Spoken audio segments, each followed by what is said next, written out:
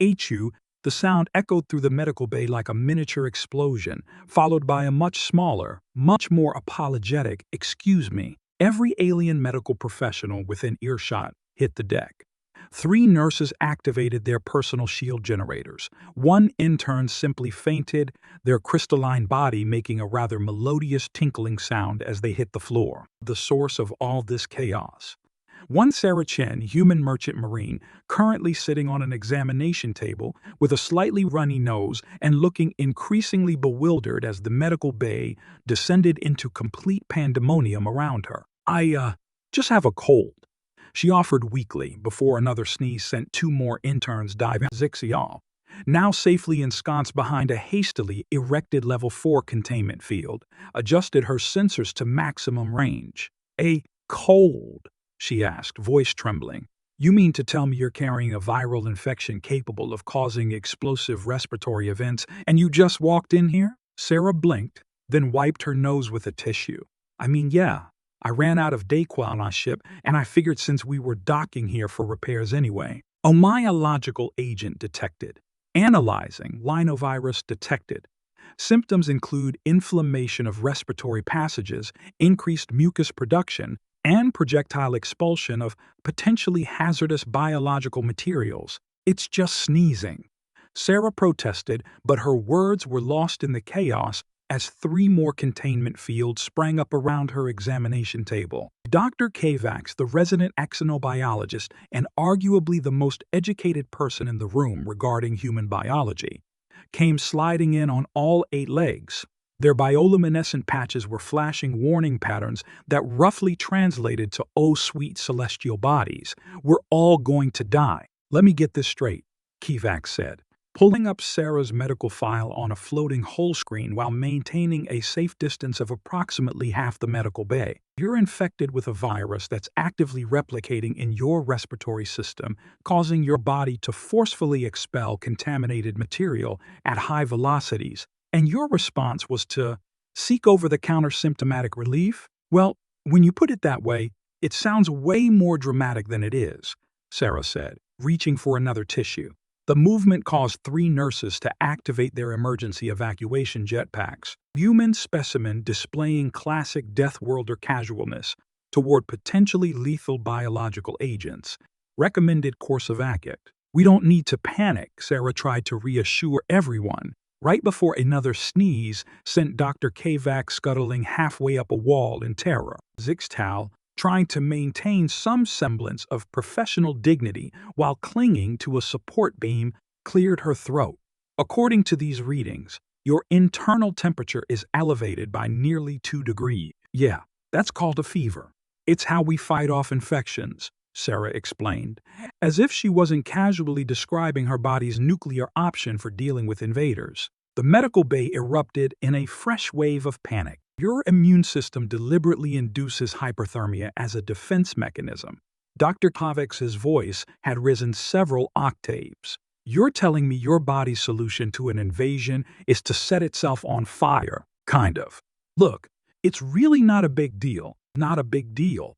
Zix'tal's mandibles were clicking so fast, they sounded like a tap-dancing routine. "Your body is currently engaged in thermal warfare with microscopic invaders, while simultaneously using your respiratory system as a biological weapons delivery system. And you're telling us this isn't a big deal," Sarah sighed, which caused several nearby monitors to go into emergency shutdown. "Okay, look, humans get colds all the time. We take some medicine, drink plenty of fluids, get some rest, and in a few days we're fine.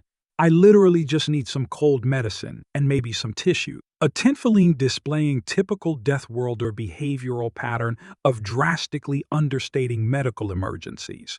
Historical reference. Human Sergeant Jenkins, who once described a severed limb as just a flesh wound. That's not even," Sarah started to protest, but was interrupted by Dr. Kavax, who had finally gathered enough courage to approach within scanner range while encased in what appeared to be a portable bunker. "According to these readings," Kavax announced, "your white blood cell count is elevated, indicating your immune system is actively engaged in cellular warfare. You have millions of microscopic battles happening inside you right now, and you just walked into our medical bay. Well, yeah. Where else would I go for cold medicine? Zix'tal, who had finally descended from her support beam but was still maintaining a healthy distance, pulled up more medical data. It says here that humans typically experience this condition multiple times per solar cycle, and unless it's really bad, yeah. Look, can I just get some medicine? I have a cargo manifest to file after this. The entire medical staff stared at her in horror. You intend to continue working while your body is actively engaging in biological warfare. Zix'tal's professional demeanor was rapidly crumbling. With all due respect, what is wrong with your species? Sarah sneezed again, causing 3 more interns to faint and the AI to begin reciting last rites in 17 different languages. Nothing's wrong with us. This is totally normal. Look, on Earth, we have a whole industry built around treating cold symptoms. We even have these things called sick days built into our work contracts because getting a cold is so Dr. K-Vox's bioluminescent patches were now spelling out error 404. Sanity not found in at least 4 different alien languages. You've institutionalized the occurrence of viral infections to the point of incorporating them into your labor agreements. The xenobiologists sounded like they were having an existential crisis. You've normalized biological warfare to the point of creating an entire industry around. When you say it like that, Sarah started, but was interrupted by another sneeze. HFY's voice had now taken on a tone of morbid fascination. UTAC's xenobiology database. Humans have evolved to view potentially lethal viral infections as minor inconveniences, adding to list of reasons why humans are terrifying. Zix'tal, finally accepting that this situation was well beyond normal protocols, made an executive decision. Right? New plan. We're going to treat this like the potential apocalypse it clearly is, regardless of what our apparently suicidal human patient suggests. Oh, come on. That's really not. Sarah's protest was cut short as a full decontamination field sprang up around her. Deathworlder disease containment, the AI announced with what sounded suspiciously like glee. Deploying quarantine bubble, activating all sterilization protocols, beginning construction of shrine to appease whatever gods allowed humans to evolve this way. The next 4 hours were, in Sarah's opinion, completely ridiculous. She was subjected to no fewer than 17 different types of scans, 3 full-body decontamination procedures, and what she strongly suspected was an exorcism performed by a particularly nervous intern who had apparently decided that any species that could survive regular viral infections must be possessed by something. Dr. KVL's taken to documenting everything in what they called the Human Survival Guide, muttering things like deliberately induces fever and considers projectile biological materials normal while their bioluminescent patches flickered through various patterns of disbelief. Zix'tal had eventually emerged from behind her containment field long enough to actually treat Sarah, though she insisted on wearing what looked like a hazmat suit designed to survive a nuclear explosion. Here, the chief medical officer said, using a drone to deliver a package of medication to Sarah's quarantine bubble. This should help with your symptoms. It's based on your DayQuil formula, but we've improved it somewhat.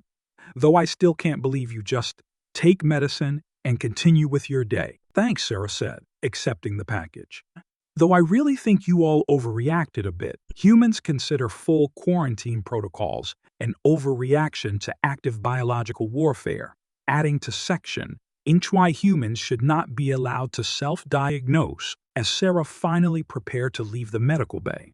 After signing what felt like 1,000 forms, absolving the medical staff of any responsibility if her biological warfare spread through the station, Kavax approached her quarantine bubble one last time. Just one more question, the xenobiologist said, their bioluminescent patches now displaying what Sarah recognized as the universal sign for scientific curiosity mixed with horror. You mentioned something called AIM, man cold. Could you explain this phenomenon? Sarah couldn't help but laugh, which caused several nearby monitors to initiate emergency shutdown procedures. Oh, that's when men get a cold and act like they're dying. It's basically the same thing, but with more complaining. The medical bay fell silent, for a long moment. "You mean to tell me," Zix'tal said slowly, "that there are humans who experience these symptoms and act appropriately about it?" Adding IJ Base, adding a man cold to list of recognized human conditions, noted as the only rational human response to viral infection. As Sarah finally left the medical bay, she could hear Dr. Kivax frantically documenting everything while muttering something about finally, a human who shows proper respect for biological warfare. She managed to hold in her sneeze until the doors closed behind her, but she could still hear the chaos erupting as she walked away. Preeper was the AI announcing, "Attention, preparing updated medical protocols for human patients. Step 1, assume they are understating everything. Step 2 is community." Sarah just shook her head and popped one of the improved Dayquil capsules. She had a cargo manifest to file, and a little cold wasn't going to stop her. Behind her, she could hear the distinct sound of the medical bay, beginning another decontamination cycle, accompanied by Dr. Kivax's voice ordering the construction of what sounded suspiciously like a dedicated human. Just another day in the life of a human in an alien medical facility. Recorder, the station's medical bay has since instituted a new policy requiring all human patients to be treated as potential biological warfare agents, regardless of their complaints. Humans are reportedly immune by this development, which has been added to the ever-growing list of reasons why humans are terrified. The station's AI has begun automatically playing "Another One Bites the Dust" whenever a human enters the medical bay with a cold. No one knows who programmed this response, but the humans seem to find it hilarious. This has also been added to the list. According from the Medical Emergency Response Unit, Galactic Standard Date 4528.7, Station Medical Bay Delta 9, containment breach. Containment breach. The station's AI blared through every speaker in the medical bay, its usually soothing voice now pitched somewhere between panicked secretary and a malfunctioning trash compactor. Chief Medical Officer Zix'tal of the Vermilion Medical Corps nearly dropped her precision neural scan. All 6 of her arms flailed in different directions as she tried to maintain her professional composure, which, given that she resembled a stick insect having an existential crisis, wasn't going particularly well. By the 7 moons. What now? She chittered, mandibles clicking in irritation.